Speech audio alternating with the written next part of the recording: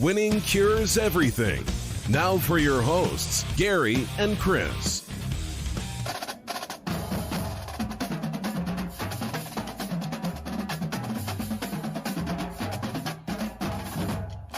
Welcome in, Winning Cures Everything. This is the Wednesday, September 22nd edition of the show. I'm Gary. I'm Chris. And still riding on the phone this week as we go along. This is, of course, the NFL Pick Show. Hey, Chris, before we start off with anything, I was looking today. Where do you think College Gameday is going to go next week? I think they have their first difficult dilemma of the college football season. So, because I don't think it's that difficult at all. You go to Chicago. Well, no. They're going to Chicago this week for Notre Dame, Wisconsin.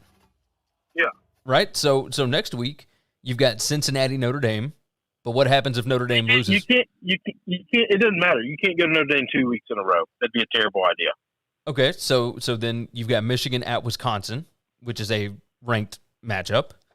It's not hard, Gary. It's not hard. This is, once again, you're trying to fit Alabama into a conversation where Alabama doesn't fit.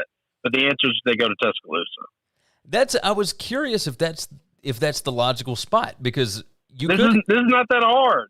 You don't have to talk. We'll talk about it next week because that's where it'll be. What are we doing? So trying to fit Bama into a schedule where Bama wasn't on the list. So what about Arkansas at Georgia?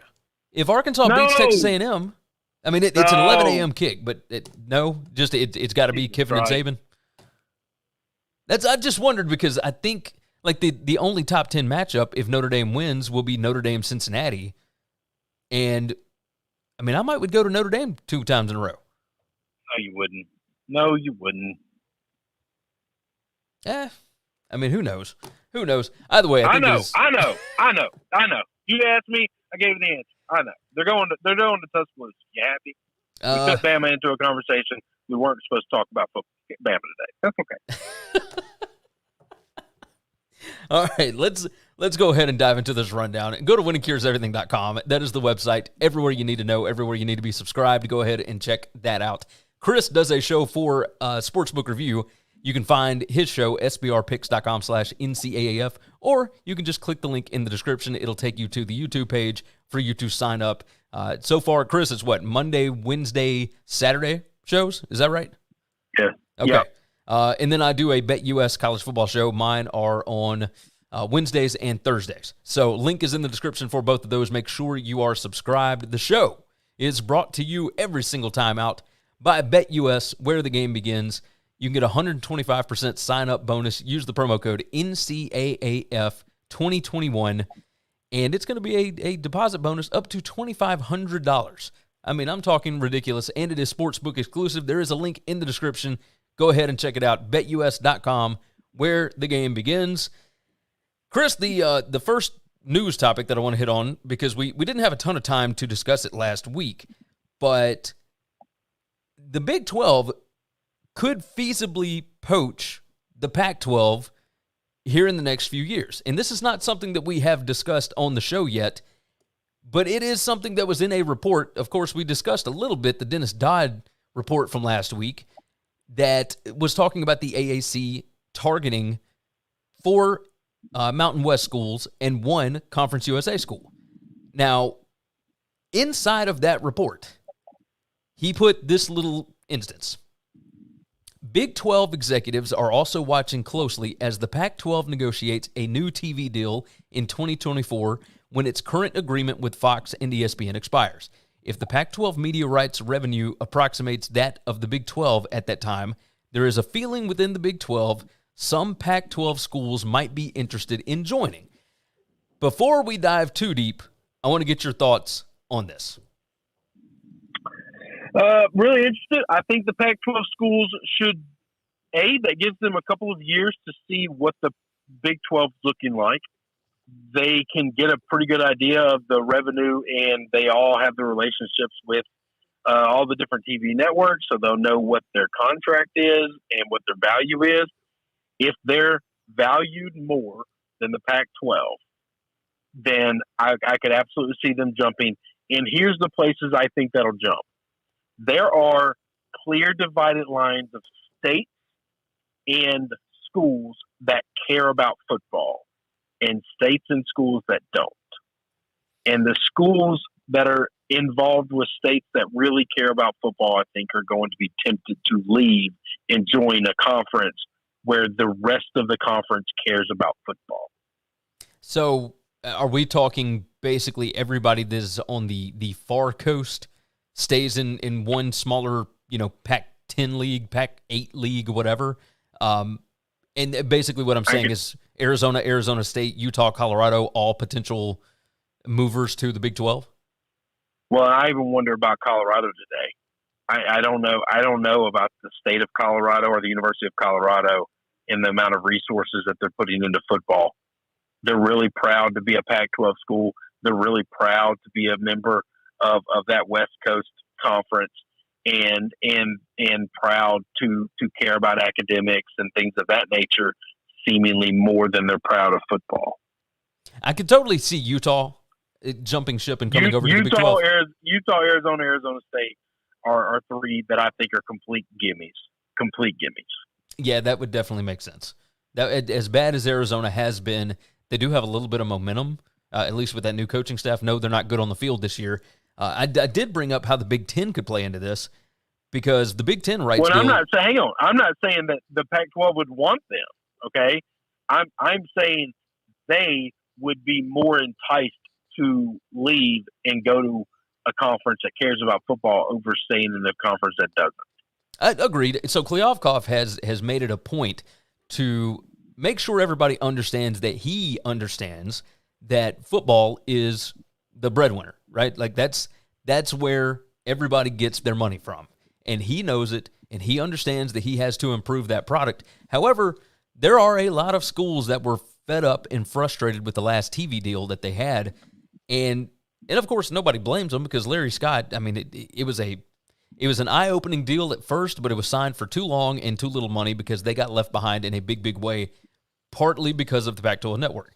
Now, we all assume the Pac-12 network is going away, but the Big Ten rights deal and the Pac-12 rights deal are both done in 2024. If the Big Ten decides, hey, maybe, the SEC went and got Texas and Oklahoma, if the Big Ten decides here in the next, year or so, maybe put out some feelers to USC. Maybe see what UCLA or Washington or whoever is up to. That could certainly play into it. And who would have thought, because this was something that was reported by the Star-Telegram about a week ago, the Pac-12 was actually looking at expansion, and the two candidates that they wanted were actually Houston and TCU. Now, if they had gotten both of those, none of this happens, because at that point, the Big 12 is done. Like there's yeah, if they would have gotten that, they would have killed the Big 12. And instead, they decide to play nice and just sit back and don't do anything. And now there is a possibility, at least, that in the next few years, the Big 12 could be poaching Pac-12 teams and create their own little Super League, which would be very interesting. I will certainly say that. But if that were to happen, if they lose Utah and one other, or both Arizona schools or something like that, and it drops back down to a Pac-10, how much value is there for USC, for Oregon, for whoever, unless they were to go out and get a Boise or somebody along those lines? And I don't know what the answer to that is. We are seeing a seismic shift in the college football landscape, and it is exciting. It is exciting. You got any more thoughts on that?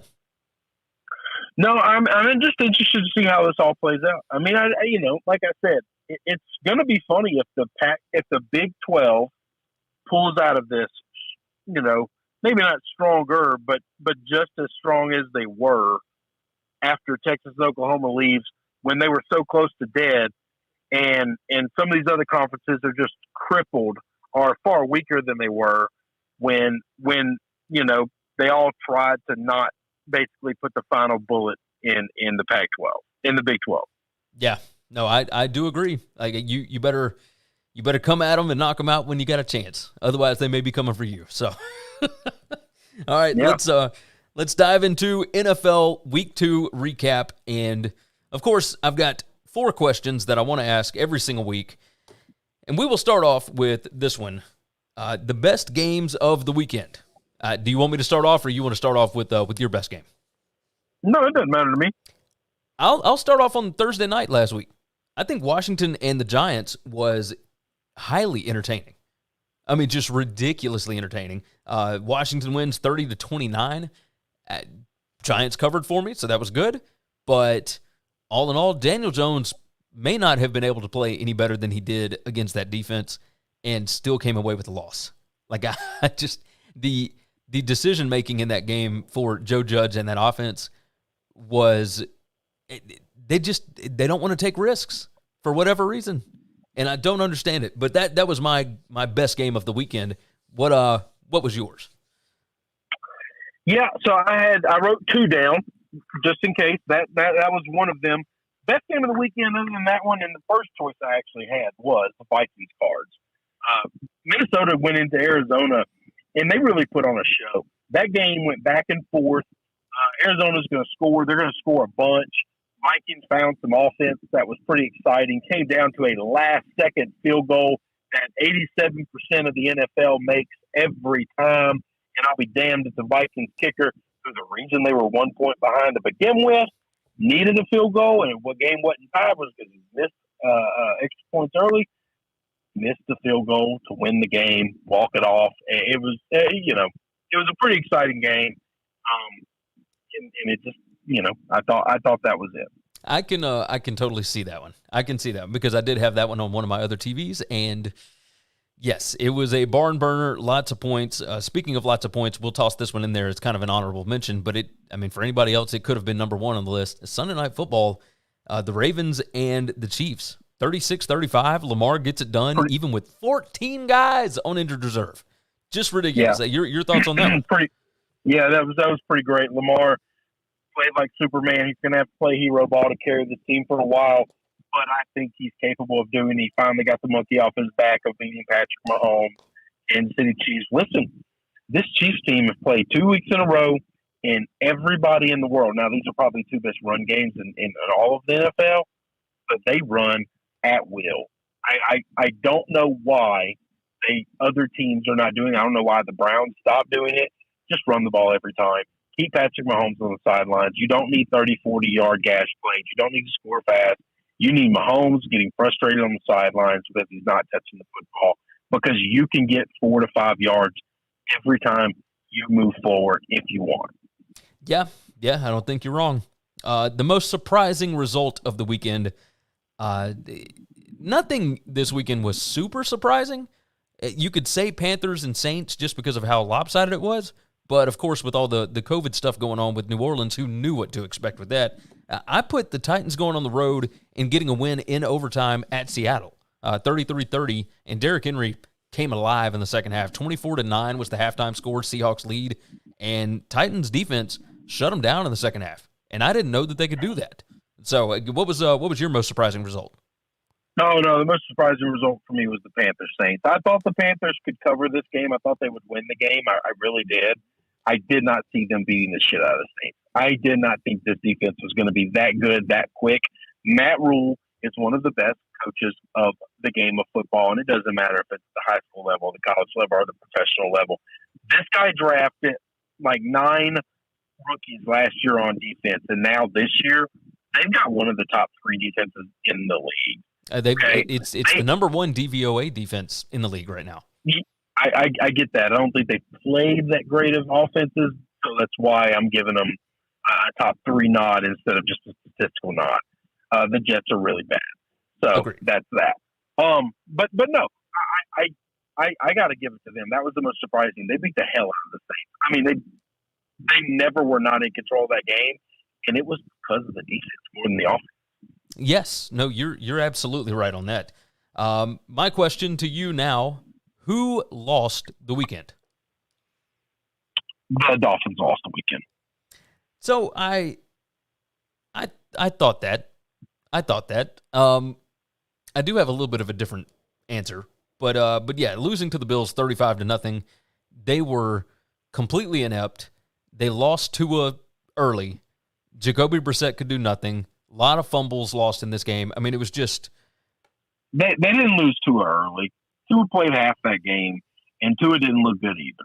It didn't matter if he got hurt or not. They weren't scoring. Yeah. No, they just looked. I think that offense has problems. they looked bad against the Patriots, but the Patriots played like shit too. And that was one of those games where you thought the Dolphins looked good last week, and I thought two bad teams and somebody got a win, but nobody deserved to win. This week, they got found out that that was two bad teams and nobody deserved to win, but they got the win, and they better be glad they got that win. I don't think they're going to win many games. It doesn't matter if it's a Tua or Brissett, which Jacoby's not going to be very good. If it's Jacoby, they're not going to win a lot anyway. Yeah. The other one that I had written down for who lost the weekend, refs, all the taunting penalties, all that. I mean, it was bad in college and in the NFL this weekend, but I think the refs definitely lost the weekend a little bit. Who do you have as winning the weekend? My winner of the weekend was the Ravens. That's Lamar. That's exactly what I had down, because they needed that one. Needed it bad. All right, I think that's going to do it for a recap.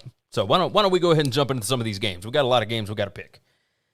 So let's start off with the Carolina Panthers at the Houston Texans. This is the Thursday night football game. Texans are a 7.5-point dog.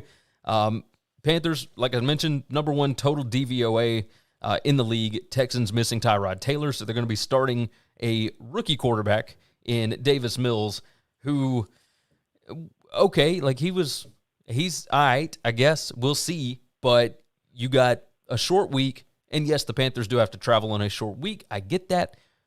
But, man, 7.5, like, give me the Panthers all day. Like, Sam Darnold actually looks like a competent quarterback right now, and I don't know that I would have, even against that schedule, with the Saints and the Jets, knowing what we knew, I didn't expect him to come out and look like he has. I think I'm going to roll with the Panthers here. Minus 7.5. What's your thoughts here? Yep, that's the answer. Davis Mills isn't good. This defense is really, really good, and they're just going to have a hard time to score the football. What they were doing against the Browns. Listen, Tyrod Taylor is a gosh dang professional quarterback. He's a professional football player. Okay, and nobody thought that they would be as good as they were this year, and the way they looked the first two games. And that was all because of Tyrod. The second Tyrod went down, it's over. This team cannot move the football. Let me tell you how bad it was last week against Cleveland, okay? Tyrod Taylor goes down, and these guys get a third. They run a play on third down. 3rd and 10. They get it to the 8-yard line. All right? So now it's third. It's going to be 4th and 2, or they can take a penalty to back the Browns up even, or to go backwards, whatever. Yeah. Sorry. They get a penalty. Their option is 4th and 2. I'm trying to play it in my head to remember it. Those options were either 4th and 2 or 3rd and 10. Okay? Yes. So the penalty gives them another shot at it was an offsides penalty on the Browns, so they could either. It was an offside penalty, but I was trying to figure out why it was still 3rd and 10, because they were already backed up 5 yards. That's why. The math wasn't working in my head. The Browns shouldn't have been able to get them 3rd and 10 if they had offsides. It was 3rd and 10 or 4th and 2. They took the 4th and 2 and punted. Yes. And Kevin Stefanski's reaction to it was priceless. Yeah. Priceless. Well, he was a shock. He didn't know what he's doing. He's thinking, this is when Kevin Stefanski has reached, like, Bill Belichick Jedi mind control. You know how Bill just stands on the other side of the field and coaches just do dumb stuff and just give him the ball and give him extra possessions or give him points? Like, that's what I saw here. Yeah. I thought it was insane. I didn't know what I was watching. I'm still discombobulated. I remember the play. I don't remember all the details of it. I don't know why you do that, other than look how bad our offense is. Look who we're playing. We need field position and hope that we can score on defense and special teams, because we're not moving the football on this Browns team anymore. And I just thought that was crazy. No, I'm with you. No, I'm with you. I think, and the Panthers, I'm gonna tell you this: Panthers defense hell of a lot better than my Browns defense. This defense is good, baby. They are really, really good. Yes, they are. So we are both riding Panthers minus 7.5. That moves us to Sunday. And in the noon slate, 1 p.m. Eastern time. Colts at the Titans is the first one we're going to hit on. Titans, a 5.5-point favorite, total of 48. Again, these odds brought to you by BetUS, where the game begins. Use the promo code that's down in the description. Go ahead and check it out, BetUS.com. Look, Titans minus 5.5 here seems like a lot, especially with the way that the Colts have always played them, regardless of who is at quarterback, etc. Carson Wentz sprained both of his ankles last week against the Rams. Like, that guy plays with complete reckless abandon. He does not care what happens to him, which is, on one hand, commendable. On the other hand, you are no good to your team if you are not available. Like, he's day-to-day right now. They're saying, they're going to feel him out and see what happens, but it doesn't look like he's going to play on Sunday. Hell, how you got 2 sprained ankles? Yeah, how do you sprain both of your ankles on the same play? Like, I've never seen anybody do that. Listen, if anybody could do it, it's going to be Carson. You're not wrong there. So the Titans defense did stifle the Seahawks in the second half last week. Seems like they found some things in that second half. They are playing significantly better. They got destroyed in week 1, and were getting destroyed in the first half of week 2. And now it looks like they might be on to something here. They finally got Derrick Henry going. I feel good about the Titans here. I think this is a big time spot for them at home. I'm going to take the Titans minus the 5.5. So I know that's 2 straight favorites, but Yeah, no, I'm going to go the other way. I'm going to take the dog here, and let me tell you why I'm taking the dog. It is. I think the Colts are really well coached. I think their offensive line is really good. They're going to run the football. They're going to control the line of scrimmage. I think their defense is really good. Okay, they helped the Rams, so they were giving the Rams absolute fit all week. So I'm going to take the points. I'm going to take the head start, and I'm also going to take all the voodoo that the Colts have done over the Titans for, I don't know, the last decade, where they just cannot win that game. You might be on to something. Tennessee's defense, number 30 overall DVOA. Indianapolis's offense, number 25. And, of course, on the opposite side, Tennessee's offense, number 23 DVOA on offense, and Indianapolis's defense, number 26. So it's a pretty evenly matched bunch. Go ahead. Let me ask you this. Is there a world where you think this offense, with a full week of practice, with somebody not named Carson Wentz as the number 1, is better? Not with the quarterbacks that they have. Sam Ehlinger is not in there. It's Jacob Eason and it's Eason. Somebody. Yeah, it's going to be Eason. Well, it's Jacob Eason. It's who the quarterback is going to be. I don't think so. Just because I don't know what to make. Like, I don't think the offense was bad under Wentz. Like, he made some very questionable decisions, but I also know what it looked like when Eason got in there, right? And so, sure. So who knows? But that's against the Rams. But that's against the Rams defense. That might be one of the best 2 or 3 defenses in the league. Also, you have a point there. But yeah, there is definitely a trend to this that the Titans have no clue what to do against the Colts when they come in. I'm guessing that they're going to buck the trend just based on personnel on the field. But would it shock me if the Colts cover? No, not in the slightest. All right, moving on. Would it shock you if the Colts win? No, it wouldn't shock me if the Colts win either. Okay, I've seen stupid stuff happen with this bunch. So that is the way it goes. So next game up here, we're going to stay in that noon time slot, and we got a bunch of division games now, and I'm kind of excited about it. The Chargers headed to Kansas City. Kansas City, a 7-point favorite, total of 55.5. Look, last week's game with the Chargers was weird, and what I know about Kansas City is I don't believe that their defense can stop anybody, and I am going to trust that the Chargers are going to find a way to keep this thing relatively close. They almost always do. And so I'm gonna ride with that. It's not that the Chargers, offense or defense has been mind-blowing at all, but once we get into these division games, for whatever reason, it's not like they have Kansas City's number, but they always keep this game close. I think 7 points is just too many here. Like I like the Chargers defense right now. Well, yeah, I'm going to bet. I don't know this for a fact. I'm going to bet that against the spread over the last 2 or 3 years, that the Chargers are actually pretty good against the Chiefs. because the line's always inflated because the Chiefs are so good. The Chiefs are exciting to watch, and people like betting on the Chiefs. I'm with you. I'm taking the points. Touchdowns too much. They play field goal games. They play one-score games. They're playing them way too often. It's really hard to blow somebody out if you can't stop somebody. It just is. At some point in time, you have to be able to shut somebody down. I just don't see this Chargers offense punting a whole lot. I'm actually looking it up as we speak. So over the last 10 games, we're going to do regular and postseason, and it doesn't matter where it is. Let's see. The Chargers, covered the last two. So they beat Kansas City 38-21 last year. They lost to them 23-20 in September. I mean, this thing's always been within, the highest score was 2017. Kansas City beat them 30-13. But if I remember correctly, that was a bad Chargers team, and they were badly injured in December. So, the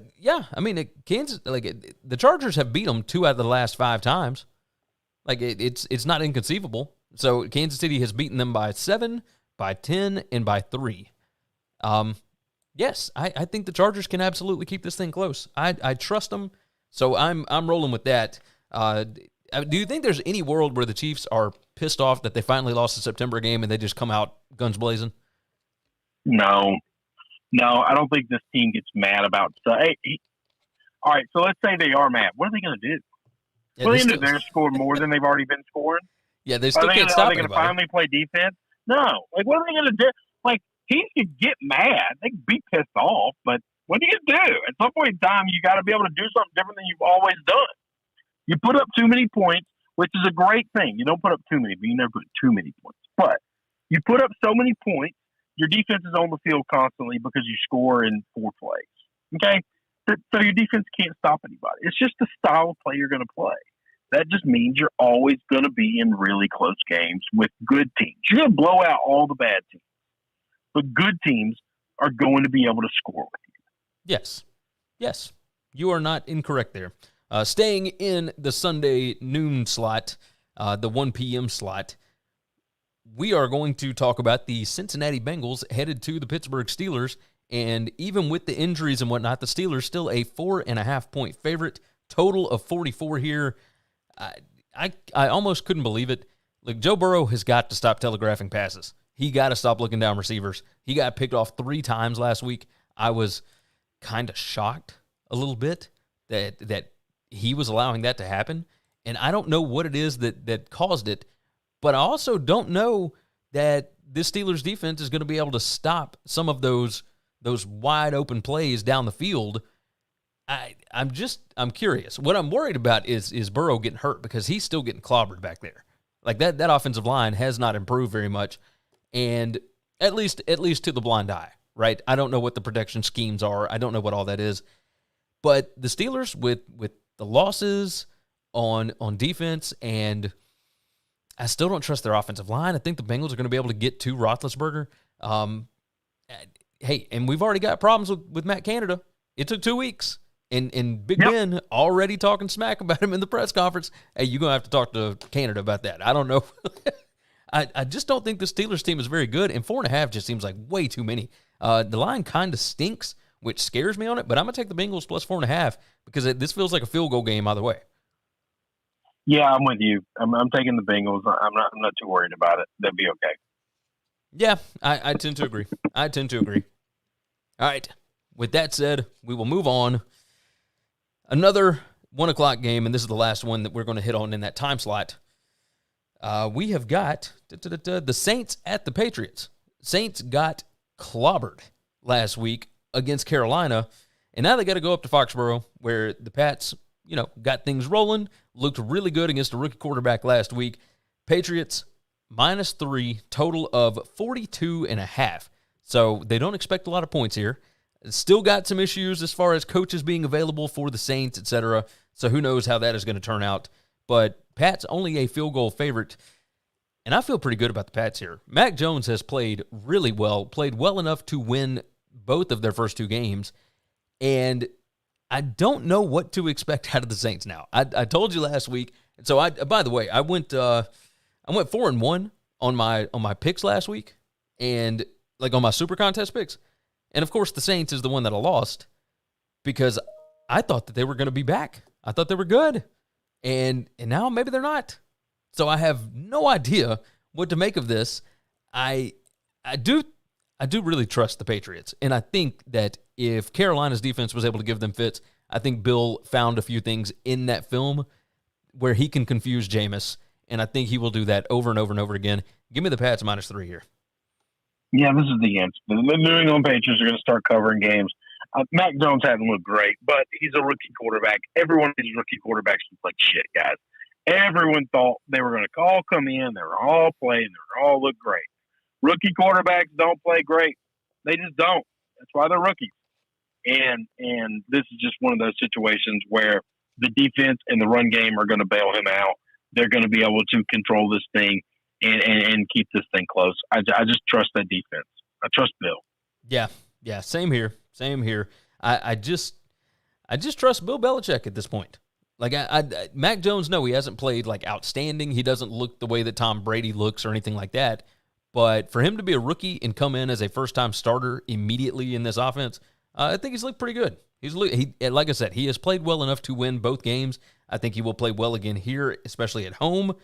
And with that said, we're going to move into the afternoon slate. And we have got a barn burner to start off with. The Seahawks headed to Minnesota. Both teams like to put up points. Again, the odds brought to you by BetUS, where the game begins. Use the promo code that's in the description to sign up. There is a link down there as well. Vikings are a 2-point underdog at home, total of 55.5. So they are expecting 2 more touchdowns in this game than they are expecting in the Patriots and the Saints.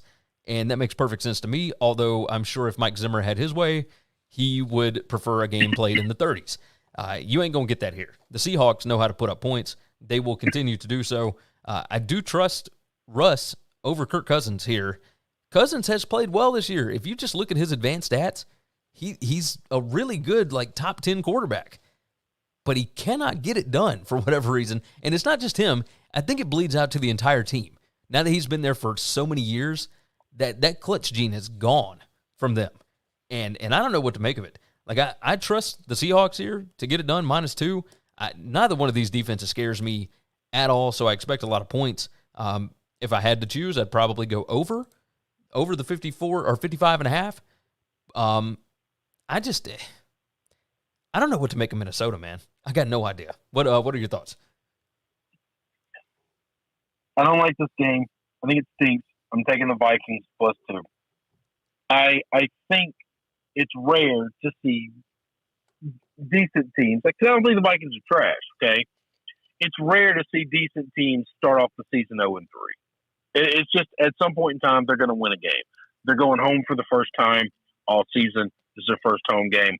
I'm just gonna take the chance that they're going to be prepared. They're going to be ready. This week is going to be the best they've looked all year.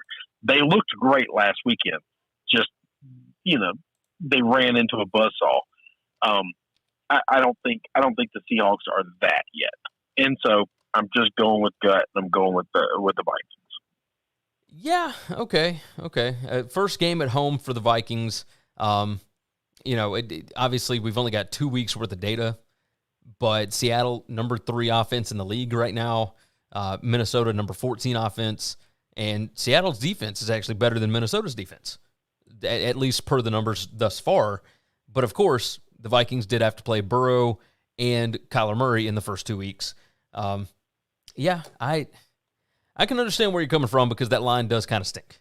It does kind of stink. So, all right, I'm going to get suckered into it. I'm going to take the Seahawks -2. I'm going to take the Seahawks. All right, next game on the docket, we have got the Bucs at the Rams, and this one's a pick'em. Total of 54.5. It's the Sunday late afternoon game. This one's going to be split between Fox, so who knows? Wherever you are in the country, you're going to get one of these 2 games. I don't know. I feel like it's too easy to take the Bucs. I feel like this is one of those prime spots for Tom Brady, who has already thrown a metric shit ton of touchdowns, and I think he's going to continue here. I know that the Rams defense is really, really good, but I do feel like this is a big spot. Tom Brady always shows up in big spots. I feel like old man Brady kind of wants to put it to young boy genius Sean McVay, who has now been around this league for a long time, it feels like. I think this is a spot where Tom Brady shines. So I'm going to take the Bucs to win the game. That's all we got to do is pick a winner. I'm going to take Tom Brady. Yeah, me too. This Rams team looked a little weird against the Colts, and that gave me a little bit of concern. And also, this is going to be the best defense that the Rams have faced so far.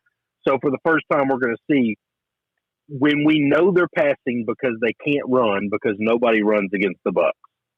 When they become one-dimensional, how great are they? Yeah, and we don't know. Didn't Henderson go out of that last game too? I don't know what the injury status on him is. I don't know if he's going to not come back this week or not. He did miss time last week. And I know he's on the injury report, but that doesn't matter. It doesn't matter who's running the football. Nobody runs on the Bucs. You just don't do it.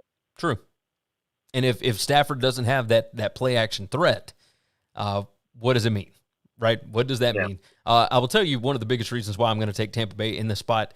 DVOA, as far as special teams go, the Rams dead last in the league in special teams DVOA. Tampa Bay is number 4. Like, that is a sizable advantage for the Bucs. So I think that is a big enough advantage where, offense versus defense on both sides, pretty even thus far, it looks like. You got good quarterbacks on both sides. You got good defenses on both sides. I think special teams could be where it's won, and I will trust Tampa Bay in that spot so far in the season. So we're both riding Bucs on a pick 'em on that one. All right, we got 2 more to hit before we get to our super contest picks. So let's dive into it. The Sunday Night Football game. Packers headed to San Francisco. The 49ers, a 3.5-point favorite. Total of 48 here. As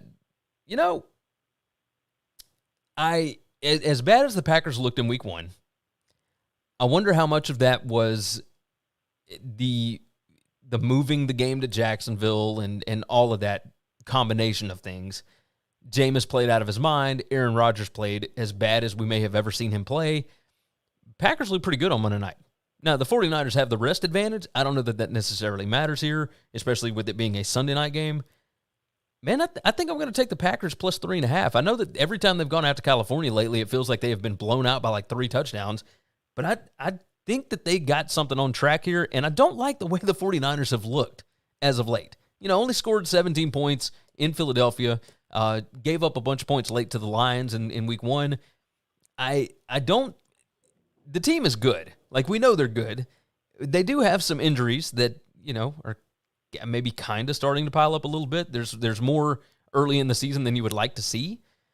But, yeah, I don't know. I thought this defense from San Francisco would be a little bit better, and they haven't been yet. So we'll see. But I'll take that 3.5. I like the hook there. Give me the Packers to cover. Yeah, I'll go 49ers. I don't think this Packers team is very good. They were kind of in a dogfight with the Lions, who I know are not very good. And it's just one of those situations where if that game doesn't start raining and the Lions don't have 2 or 3 fumbles for missed snaps, not because somebody took the ball away from them, but because they missed exchanges or whatnot, this game isn't close to what it looks like at all. And so, that's one of those things that happens sometimes, and that's fine. The Packers didn't have those problems, but the Packers didn't look great. All right, this defense isn't very good. The Packers didn't score a lot on them until they started getting the ball in really good field position. They weren't going on long drives. They were punting more than I thought they would. And defensively, this Packers team couldn't stop them at all.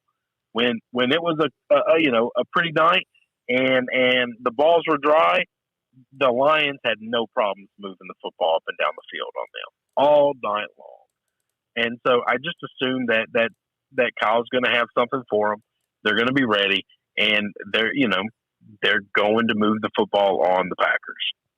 Yeah, the Packers' defensive DVOA here, number 28 thus far. Now, a lot of that from week 1, but like you said, the Lions did move the ball on them. So number 28. They didn't start stopping the Lions until it started raining. Yeah. And I think, and then you see the Lions just slipping the ball all over the place. I'm thinking, what the hell is going on in Detroit? But neither here nor there. That's at some point in time, I'm not giving the Packers credit for that. That makes sense. Makes sense. So I will choose to believe that the Packers will find a way to keep this, close. I think they can cover 3.5. I like the hook. Typically that comes back to bite me. But, this is just pick 'em. This is what we do. I feel good about the Pack. So, with that said, you're going to take the 49ers. We got one more game to hit before we hit our Super Contest picks. And the Monday Night Football game. Eagles head to Dallas. The line, of course, brought to you by BetUS, where the game begins. Click the link in the description and use the promo code NCAAF2021 for a big-time bonus there. Cowboys 4-point favorite. 51.5 is the total. And look, Amari Cooper's out. Michael Gallup is out. And yet I still believe in the Cowboys. I still think they're going to find a way to get to win this one easily. I don't think that the Eagles are very good, even though they got the blowout win over the Falcons, who, again, another team that I don't think is very good. And they kept it close with the 49ers at home, even though they only put up 11 points. I think the Cowboys are going to be able to move football at home. I trust them in this spot. This will be their first game at home, so I do feel good about that. Hey, give me the Cowboys here, even without Cooper, even without Gallup. Cooper, he might be playing. I'm acting like he's totally out here, but you got a longer week than usual. I think that they are going to be able to move the ball with Tony Pollard and Zeke Elliott, and Dak has looked really good lately. So hook me up here. Give me the Cowboys. Who are you rolling with? Yeah, I'm the same way. So far, I bet against the Eagles every week, and I'm 1-1 against them. I'm going to keep riding against it. I think the Cowboys are just the better football team. I'm not worried about the skill players. I'm worried about this. The defense has improved, and CeeDee Lamb is still there. Zeke is still there. Tony Pollard's still there. Dak is still there, and Dak's the most important part of that algorithm. And yeah, I just think they're going to be okay. So, yeah, I tend to agree. Dak Prescott has played insanely well. Philadelphia's numbers overall have looked great through the first 2 weeks. Now, of course, a lot of that is highlighted because we've only got 2 weeks worth of data, and they blew out the Falcons in week 1, 32-6. But as far as total DVOA, which is all weighted and all that good stuff, they are number 8 in the league as far as DVOA is concerned right now. Number 13 offense, number 8 defense. I don't know what to make of that, but I do know that Dallas is a really good team, and they have got firepower. And I think Mike McCarthy finally has something rolling with this team. So give me the Cowboys here. You ready to jump into the Super Contest? Yes, sir. Let's do it. All right, I will start us off, and I'm going to roll with Chris's Washington football team plus 10 at the Bills. I think that Bills blowout last week has inflated this number. Josh Allen still did not look great last week at all. If you go look at his box score, if you look at his advanced stats, not great. Like something is wrong there. I don't know what it is, but they did get a big win, and Washington could have trouble with this defense, but I think 10 points is too much here. I think Washington's defense is the deciding factor. This looks more like a touchdown game to me, so give me Washington plus 10. Yeah, I got the same bet, so we'll go there. The football team plus 10 is too many points. The defense is too good. I know they haven't looked great so far defensively. They are better. They're disciplined. They're going to be fine. And yeah, I think they're going to find a way to just keep this thing close. What is your second pick? My second pick is the Chargers. Chargers plus 7 against the Chiefs. I think it's too many points. I just do. Historically, these teams play close games, and that's that. We both see this exactly the same. That is also my second pick as well. My third pick here, I'm going to take the Bucs to get it done on the road at the Rams. Tom Brady in big-time spots where he might feel like he's disrespected or it's somebody that could be trying to take his mantle. He is going to take charge of that. This is a conference foe. I think that he steps up in a big way. Give me the Bucs in a pick 'em over the Rams. Wow, we are Super Contest like Eskimo brothers here because I got the Bucs as well. It seems like these lines might be a little too stinky, right? Like we might get blown out on this. So, hey, listen, it won't be the first time I've gotten blown out. Hell, it won't be the last. No. You play the game. It's gonna happen. You are not incorrect on that. So my fourth one here, I'm going to roll with the Panthers minus 7.5 at the Texans. You got a rookie quarterback going up against that Panthers defense. They have looked lights out thus far. Matt Rule doing what he does best in building teams up on the line of scrimmage. He will continue to do that. NFL, college, doesn't matter where he is. He knows how football games are won, and I think he will do the same thing here. I think 7.5 is way too low. This seems like a 2-touchdown game. I think the Panthers absolutely blow the doors off of them on Thursday night. Yeah, that was going to be one of my picks. I'm not going to take it. It was in the conversation. I'm going to go with the Cincinnati Bengals. Okay. Plus 4.5 against the Steelers. I think the Steelers offense is about to start seeing what happens when guys don't get along and things start getting real. Okay, this is like a real world promo here. This is I think the most important player on the team is Johnson, and I don't know that he's coming back. He seems healthy. He didn't miss a lot of snaps, but man, Dante took a lot of hits, and he limped off the field a whole lot. Now he kept coming back. At some point in time, those hits are going to keep adding up. He's the best player on the team. He's the most dynamic player on the team, in my opinion. Juju is completely washed. This is why you don't go out and draft Najee. Najee has played 100% of the snaps. Najee has touched the ball 1,000,000 times, and Najee is averaging like 2.2 yards a touch because the offensive line blows. Now you're exactly right. You're exactly right. That's not one of mine. Now, the way that you explained it, I feel like it probably should have been. My fifth pick this week. So, and I went 4-1 last week. I don't have the numbers pulled up. I should have pulled them up. But either way, you can look over on Winning Cures Everything. Just click on picks, and you can go find our picks over there. But yeah, I went 4-1 last week after going 1-4. So this week, who knows what to expect? I'm gonna keep betting against bad football teams, and I'm gonna bet against the Jaguars again. Give me the Cardinals minus 7.5. I know that the hook is right there. I get it, but this Cardinals team can put up points in bunches, and honestly, the Jags have trouble just about everywhere. Like remember, this team got beat by the Texans by 16 points in week 1, and I don't expect it to get a lot better. So I think the Cardinals are going to win this one by double digits.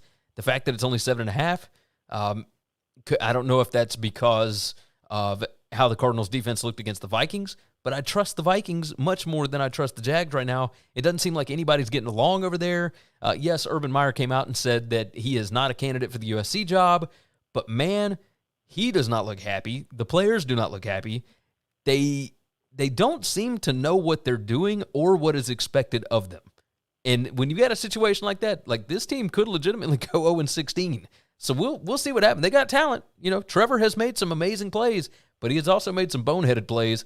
And I think this is ripe for a double-digit win for the Cardinals here. All right. This is not my pick, not my game. I'm not going to comment on the game. You brought up Urban Meyer saying he's not the USC candidate. He's not going to go whatever. If Urban Meyer gave me my own address to get home, I wouldn't trust it. I wouldn't trust it. I'd hit every house in the neighborhood before I walked into that one because he's a lying sack of shit, okay? Yeah. So that's him saying that means nothing. Okay, he might not get the job. He might not take the job. Might not be offered. Whatever. But that doesn't mean he's telling the truth because the man doesn't know how to tell the truth. All right, he's just a piece of crap. Anyway, neither here nor there. Taking the Pats, laying the 3. Saints they're going to struggle again offensively 2 weeks in a row. Pats defense is going to smother them. I think that they're coming into their own, and we're going to win the game by a field goal or more. I'm good. I can understand that. So Pats minus 3. Hey, if Jameis has another bad outing, do you think that we get a Taysom Hill sighting at quarterback? No, I think the problem was they kept trying to.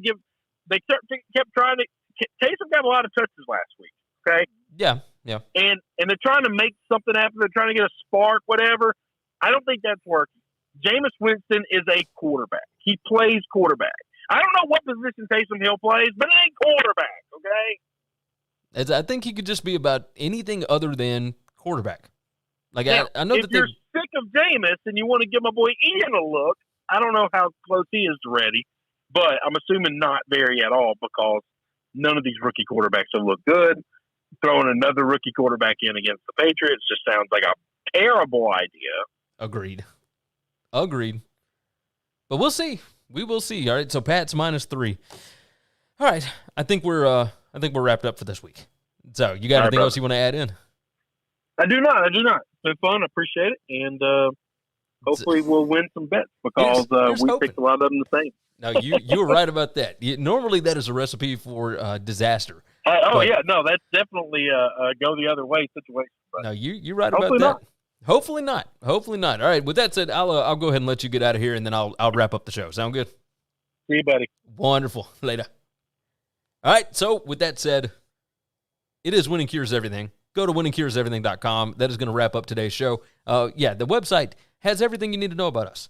Everywhere you need to subscribe, all of our picks, everything else. The BetUS college football shows are over there. Everything's over there. The SBR shows, I post those as well. Like, we got everything posted, winningcureseverything.com, and everywhere you need to subscribe and follow. Leave a nice 5-star review over at Apple Podcasts. That would certainly help us out.